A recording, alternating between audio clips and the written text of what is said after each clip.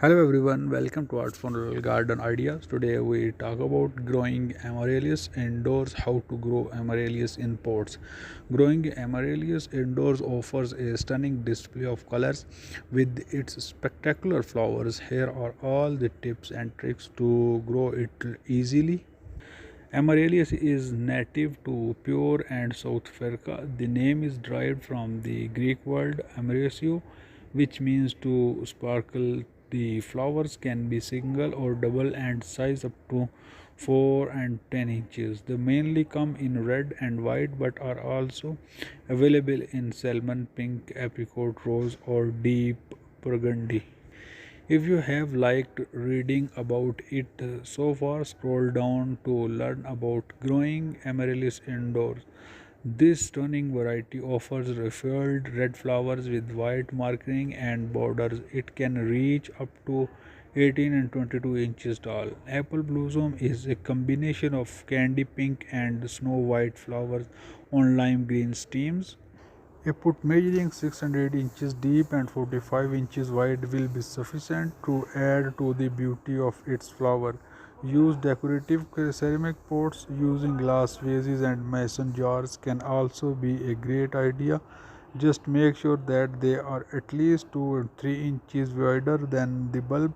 Also, don't forget that pot has drainage holes as the amaryllis bulb develops.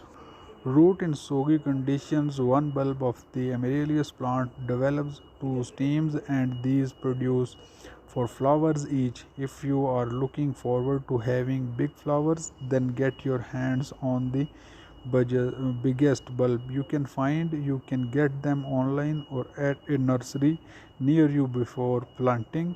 The bulb soak it in liquid warm water 3 and 5 hours would be enough. Fill the pot with compost rich soil, mix and carefully plant the bulb into it. Do ensure that you are not damaging any part of it in the process. Paste the soil gently around the bulb, covering it till its neck. Keep the soil moist and water regularly. Do not let the soil dry out completely. Keep the pot in a spot where it receives several hours of direct. Place the pot where it receives a mix of direct and indirect daylight. A window that receives all day long indirect light and a few hours of the mild morning sun will be an ideal choice as amaryllis loves growing in partial sun. Amaryllis dislike when and soggy soil, hence make a light soil mix by adding 2 parts loam and 1 part rotted aged manure. You can also mix 1 part sand, 1 part compost and 1 part loam to create the right balance of well drained soil. Water your indoor amaryllis plant when the topsoil feels dry. You can poke your finger to feel the moisture in the growing medium or use a moisture meter. Don't allow the plant to stand in water as wet soil promotes root not invite pests. You can fertilize then plant every 3 and 5 weeks using a balanced equal fertilizer. Do follow these instructions on the label of direction. You can also go for a blossom booster fertilizer. You will have to repot the plants when the bulbs start to outgrow the pot. The best time is when the plant is dormant. Go for pot that's at least 3 and 4 inches wider than the bulb.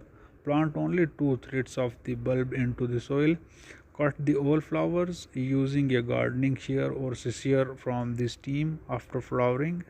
Also cut the signing stems back to the top of the bulb. Checking the bulbs carefully at the time of buying may reduce the chance of infestation. Red blotch can impact both the health and appearance of the amaryllis. Small red or pink patches may appear on the bulb skin, resulting in a weak flower stake that can be easily breakable.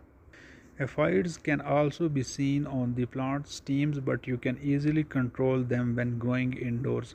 Plant the bulbs in fresh potting soil. In a sterile pot, use fungicide to treat the plant if the disease persists. Amaryllis looks stunning as a cut flower, however, you have to take good care of them on cut. And I hope this video can help you, and more ideas I will tell you in this video. And using a sharp knife, cut the flower at a 45-degree angle, put the stake upside down and fill the hollow steams with water. Seal the opening with cotton. Get a clean vase, fill it with water and place the flowers. You can also add cut flower food in it. Change the water every 2 and 3 days of both the stem and vase. After the plant is done flowering, prune the blossom, making sure you keep the leaves attached. After the last frost, move it outdoors and keep it in dappled sunlight. Water it till September and then take the plant to a cool dark place. A closet or basement is going to be an opt choice. The plant will go into a dormant period in December. Keep it at a sunny location and start watering. The plant will flower again and again. And that's it, that's this video, and I hope this video can help you to growing a beautiful amaryllis indoor plants and flowers.